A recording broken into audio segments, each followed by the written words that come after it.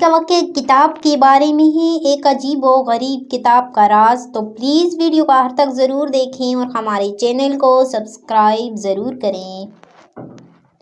رات گہری ہو چکی تھی۔ شہر کے پرانے علاقے میں واقع ایک سنسان سڑک پر صرف اسٹریٹ لائٹس کی زرد روشنی جھلملا رہی تھی۔ اسی سڑک کے کنارے میں ایک قدیم کتابوں کی دکان تھی، رازدار کتاب خانہ۔ ایک دکان برسوں سے قائم تھی، لیکن یہاں گاہک کم ہی آتے تھے۔ دکان کا مالک احمد ایک ادھیڑ عمر شخص کتابوں کا دیوانہ تھا۔ وہ پرانی، نایاب اور پر اسرار کتابیں جمع کرنے اور بیچنے کا شوقین تھا۔ آج کی رات وہ دکان جلدی بند کرنے کی تیاری کر رہا تھا۔ کتابوں کی شیلف کو ترتیب دیتے ہوئے اس کی نظر ایک بوسیدہ کتاب پر پڑی، جو الماری کے سب سے نچلے خانے میں دبی ہوئی تھی۔ اس کتاب کا سروق سیاہ تھا اور اس پر سنہری الفاظ میں کچھ تحریر تھا، مگر دھندلا ہو چکا تھا۔ جیسے ہی احمد نے اسے ہاتھ میں لیا، اسے ایسا محسوس ہوا جیسے کمرے کی ہوا بوجھل ہو گئی ہے۔ اچانک دروازے پر ہلکی سی دستک ہوئی۔ احمد خوفزدہ ہو گیا۔ اس وقت کوئی گاہک کیسے آ سکتا تھا؟ وہ آہستہ سے دروازے کے قریب گیا اور اسے کھولا۔ دروازے کے باہر ایک لمبا قد آور آدمی کھڑا تھا، جو مکمل سیاہ لباس میں تھا۔ اس کا چہرہ دھندلے روشنی میں واضح نہیں ہو رہا تھا، مگر اس کی آنکھیں غیر معمولی طور پر چمک رہی تھیں۔ مجھے ایک کتاب چاہیے، اجنبی نے سرد لہجے میں کہا۔ کتاب؟ کون سی کتاب؟ احمد نے قدرے الجھن میں پوچھا۔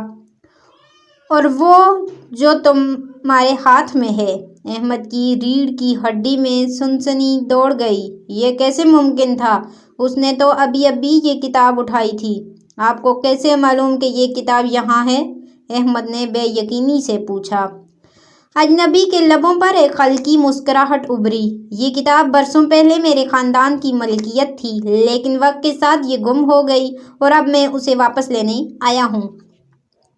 احمد نے کتاب کی طرف دیکھا۔ اس کے سروق پر موجود سنہری تحریر اب زیادہ واضح نظر آ رہی تھی، جیسے کوئی اندیکھی طاقت اسے جگا رہی ہو۔ وہ الجھن میں تھا۔ کیا اسے یہ کتاب دینا چاہیے؟ کیا آپ کو معلوم ہے کہ یہ کتاب کس بارے میں ہے؟ احمد نے پوچھا۔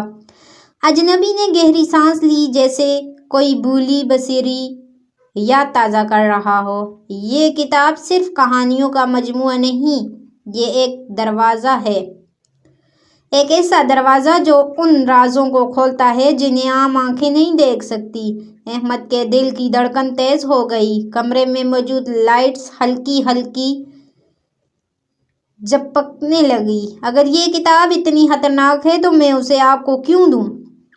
احمد نے قدرے سخت لہجے میں کہا۔ اجنبی مسکرایا، مگر اس کی مسکراہٹ میں ایک عجیب سی ٹھنڈک تھی۔ کیونکہ اب تمہارے پاس کوئی دوسرا راستہ نہیں ہے۔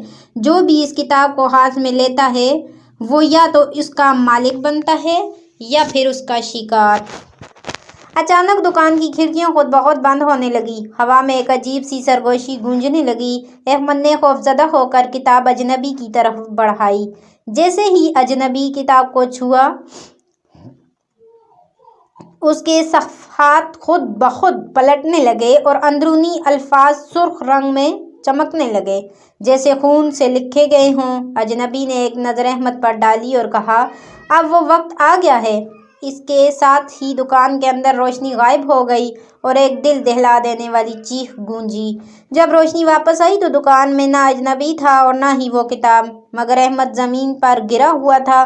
اس کی آنکھیں خوف سے کھلی تھیں اور اس کے سامنے ایک نیا جملہ لکھا ہوا تھا، اگلا خریدار تم ہو۔ اگر ہمارا واقعہ پسند آئے تو پلیز چینل کو سبسکرائب ضرور کیا کریں۔